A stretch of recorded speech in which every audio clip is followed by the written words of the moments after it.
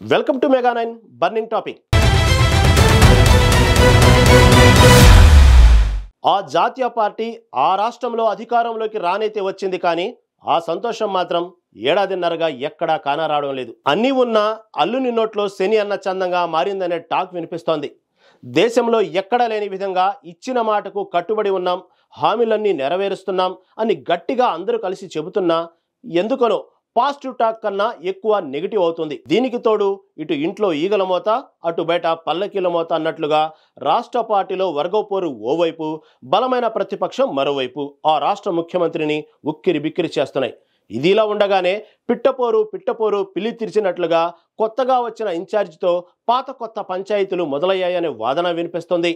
ఆ పార్టీలో ప్రజాస్వామ్యం కూడా ఎక్కువే, అందుకే అమాత్యులు కూడా ఎవరిష్టం వచ్చినట్లు వారు మాట్లాడుతున్నారు.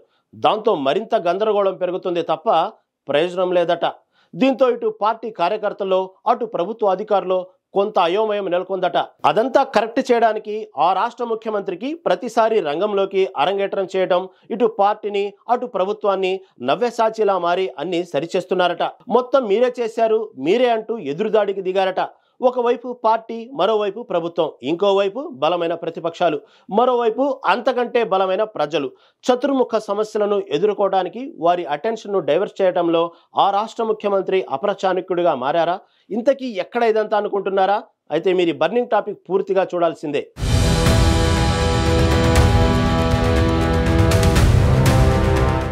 తెలంగాణలో కాంగ్రెస్ సర్కారు అధికారంలోకి వచ్చి ఏడాదిన్నర కాలం పూర్తవుతోంది. కాంగ్రెస్ పార్టీ అధికారంలోకి రాగానే 6 గ్యారంటీలు పక్కా 100 రోజులు అమలు చేస్తామని తెలంగాణ ఎన్నికల ప్రచారంలో కాంగ్రెస్ పార్టీ జాతీయ నేతలు మల్లికార్జున ఖర్గేతో పాటు సోనియా, రాహుల్, ప్రియాంక గాంధీలతో డిక్లరేషన్లు ప్రకటించడంతో ప్రజలు కాంగ్రెస్ కు అధికారం కట్టబెట్టారు. టీపీసీసీ అధ్యక్షుడిగా రేవంత్ కాంగ్రెస్ పగ్గాలు చేపట్టాక రాష్ట్ర కాంగ్రెస్ లో కొత్త జోష్ కనిపించింది. అప్పటి వరకు బీఆర్ఎస్, బీజేపీలు నువ్వా నేనా అన్నట్లుగా ఉన్న పరిస్థితి తారుమారైంది. ఇద్దరు కొట్టుకుంటే మూడో వాడికి సందు దొరికినట్లుగా రేసులో 3వ స్థానంలో ఉన్న కాంగ్రెస్ క్రమక్రమంగా పుంజుకుంటూ వచ్చింది. బీఆర్ఎస్ ప్రభుత్వంపై ఉన్న వ్యతిరేకతను బీజేపీ ఖాతాలోకి వెళ్లకుండా కాంగ్రెస్ ఖాతాకు మళ్లించడంలో రేవంత్ సక్సెస్ అయ్యాడు. ఫలితంగా తెలంగాణలో మ్యాజిక్ ఫిగర్ కన్నా 3-4 ఎక్కువ అసెంబ్లీ సీట్లు గెలిచి డిసెంబర్ 7న అధికారం చేపట్టింది కాంగ్రెస్. రేవంత్ ముఖ్యమంత్రిగా తనతో పాటు మరో 11 సీనియర్లతో రాష్ట్ర రాజధాని మంత్రివర్గ ప్రమాణ స్వీకారం చేశారు. ఎల్బీ స్టేడియంలో ఏర్పాటు చేసిన వేదికపై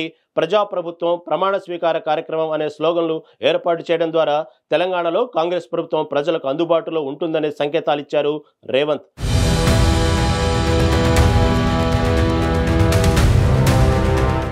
తెలంగాణలో 10 ఏళ్లు అధికారంలో ఉన్న బీఆర్ఎస్ ప్రభుత్వాన్ని కాదని కాంగ్రెస్ కు అధికారం కట్టబెట్టారు ప్రజలు. మార్పు కోరారు కనుక అలాంటి మార్పు చూపించాలనుకున్నారు. అధికారంలోకి రాగానే ప్రగతి భవన్ పేరును కాళోజీ ప్రజాభవన్ గా పేరు మార్చారు. ముందున్న కంచెల్ని తొలగించారు. ఇందిరా పార్క్ వద్ద ఎత్తేసిన ధర్నా చౌక్ ను పునరుద్ధరించారు. ప్రజాభవన్ లో ప్రజావాణి కార్యక్రమంను సీఎం రేవంత్ స్వయంగా పాల్గొని ప్రారంభించారు. ప్రమాణ స్వీకార కార్యక్రమ వేదికపై నుంచి తెలంగాణ మలి ముఖ్యమంత్రిగా రేవంత్ కాంగ్రెస్ ఇచ్చిన 6 గ్యారంటీలలో 2 గ్యారంటీల అమలుకు తొలి మలి సంతకాలు చేశారు సీఎం గా రేవంత్. అలా తొలి రోజే 6 గ్యారంటీలలో 2 పథకాల అమలుకు శ్రీకారం చుట్టారు. తెలంగాణ రాష్ట్ర వ్యాప్తంగా మహిళకు ఉచిత బస్సు ప్రయాణంతో పాటు ఆరోగ్య బీమాను 10 లక్షలకు పెంచుతూ 2 ఫైళ్లపై సంతకాలు చేశాడు. ఇక ఆ మర్నాడే అసెంబ్లీ సమావేశాలు నిర్వహిస్తామని ప్రకటించారు. చెప్పినట్టుగానే అసెంబ్లీ సమావేశాల ప్రారంభం రోజునే అసెంబ్లీ ఆవరణలో మహిళలకు ఉచిత బస్సు సౌకర్యాన్ని ప్రారంభించారు. అక్కడే ఏర్పాటు చేసిన వేదిక నుంచి 10 లక్షల రాజీవ్ ఆరోగ్య బీమా పథకాన్ని కూడా ఆవిష్కరించారు సీఎం రేవంత్. ఇక ఇచ్చిన మాటకు కట్టుబడి కాంగ్రెస్ ఎన్నికల హామీ నెరవేరుస్తుంది అనే కాన్ఫిడెంట్ ను కలిగించారు సీఎం గా రేవంత్.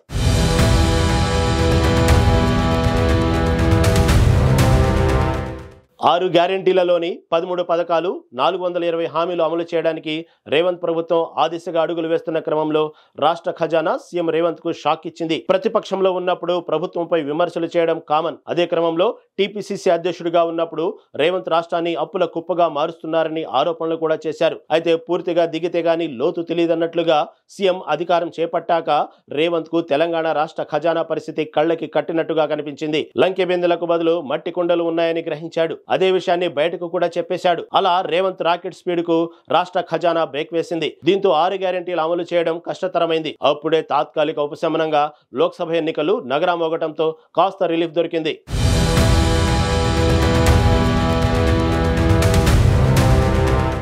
ఇక గతంలో 10 ఏళ్లు అధికారంలో ఉన్న బీఆర్ఎస్ తో పాటు బీజేపీలు కాంగ్రెస్ ప్రభుత్వాన్ని 100 రోజుల్లో 6 గ్యారెంటీలు చేస్తానన్న కాంగ్రెస్ ప్రభుత్వం అమలు ఎప్పుడు అంటూ చెవుల్లో హోరెత్తించడం మొదలెట్టాయి. దీంతో ముందు నెయ్యి వెనక గొయ్యి అన్న చందంగా మారింది రేవంత్ సర్కార్ పరిస్థితి. ఆదాయం నిల్లు, ఖర్చులు ఫుల్ అన్నట్టుగా హామీలు అమలు చేయాలంటే వేల కోట్ల రూపాయలు వెచ్చించాలి. అయితే రాష్ట్ర ఆదాయం మాత్రం నెలసరి ఖర్చులకు సరిపోగా నెల నెల 6-7 వేల కోట్ల రూపాయలు లోటు ఏర్పడుతుంది. అయినా తగ్గేదిలే అంటూ 6 గ్యారెంటీలలో 5 అమలు చేశారు సీఎం రేవంత్. సంపూర్ణంగా కొన్ని, అరకొరగా కొన్ని, అతి కష్టం మీద ప్రారంభించారు. అయినా ఇటు ప్రజల్లో అటు కాంగ్రెస్ కార్యకర్తల్లో క్షేత్రస్థాయిలో అసంతృప్తి పెరుగుతూ వస్తుంది. ఇక అదే అదునుగా ఇటు బీఆర్ఎస్, బీజేపీలు కూడా కాంగ్రెస్ ప్రభుత్వంపై మూకుమ్మడి దాడి చేస్తున్నారు. అయితే ప్రతిపక్షాలకు సరైన సమాధానం చెప్పే క్రమంలో ముఖ్యమంత్రిది ఒక మాట అయితే తెలంగాణ కాంగ్రెస్ మంత్రులంతా తలో మాట మాట్లాడుతుండటంతో అటు ప్రజల్లో ఇటు పార్టీలో కాస్త గందరగోళం నెలకొంటుంది.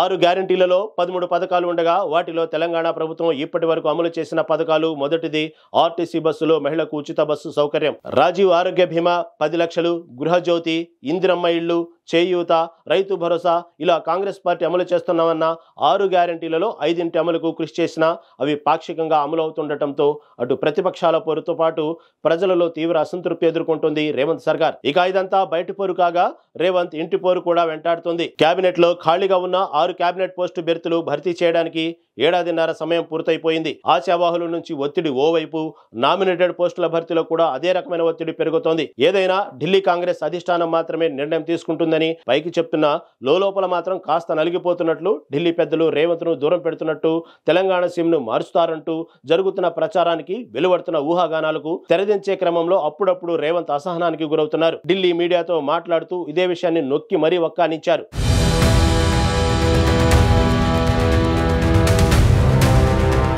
తెలంగాణ కాంగ్రెస్ కు జవసత్వాలు పోసింది మాత్రం రేవంత్ అని చెప్పక తప్పదు. టీపీసీసీ అధ్యక్షుడు అయ్యాకనే తెలంగాణలో కాంగ్రెస్ కార్యకర్తల్లో, నాయకుల్లో కొత్త ఆశలు చిగురించాయి.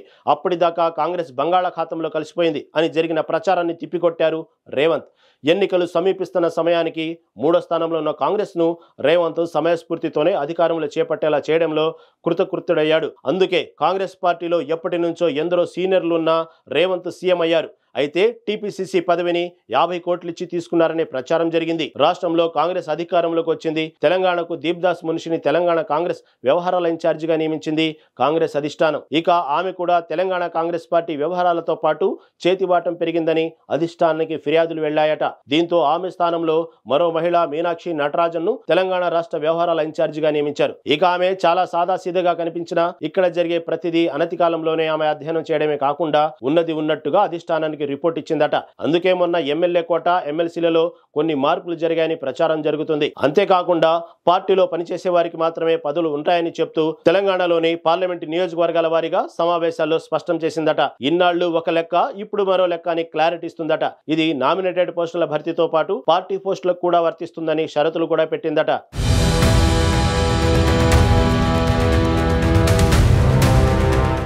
అలా రాష్ట్ర కాంగ్రెస్ కు ఇటు టీపీసీ చీఫ్ మహేష్ కుమార్ గౌడ్, అటు ఏఐసీసీ నుంచి టీ వ్యవహారాల ఇన్ఛార్జ్ మీనాక్షి నటరాజన్, ఇంకోవైపు సీఎం రేవంత్ రెడ్డిలు ట్రయాంగిల్ పవర్ సెంటర్ అయ్యారు.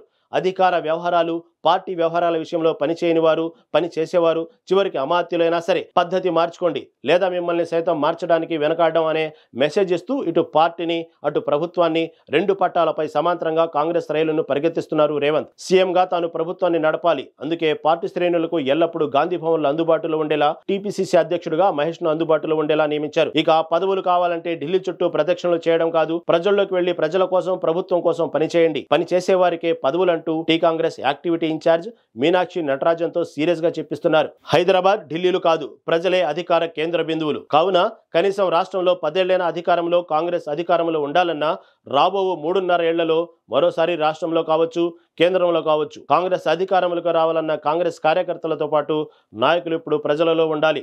ప్రభుత్వం చేస్తున్న అభివృద్ధి, సంక్షేమాన్ని ప్రజల్లోకి తీసుకెళ్లాలి అని దిశానిర్దేశం చేస్తున్నారు.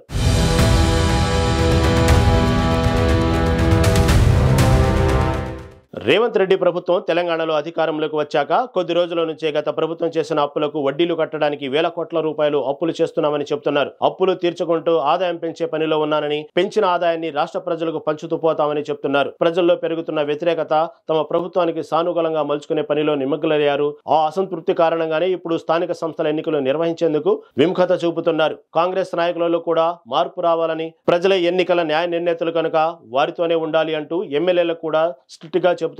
ఒకవేళ ఇప్పటికిప్పుడు స్థానిక సంస్థల ఎన్నికలు వస్తే ప్రజలు కాంగ్రెస్ కి ఓట్లేయడానికే కాదు కదా, నాయకులు కూడా పోటీ చేయడానికి కూడా ఇష్టపడటం లేదనే సర్వే రిపోర్టు సారాంశంను గమనించిన రేవంత్ ఈ విషయంను డైవర్ట్ చేయడానికి ఓవైపు కులగణనకు శ్రీకారం చుట్టారు. ఇదే సమయంలో ఎస్సీ వర్గీకరణ చేయాలని సుప్రీంకోర్టు కూడా తీర్పు ఇవ్వడం, ఈ రెండింటినీ రెండు ఉభయ చట్ట సభలలో చక్కగా వినియోగించుకున్నారు సీఎం రేవంత్.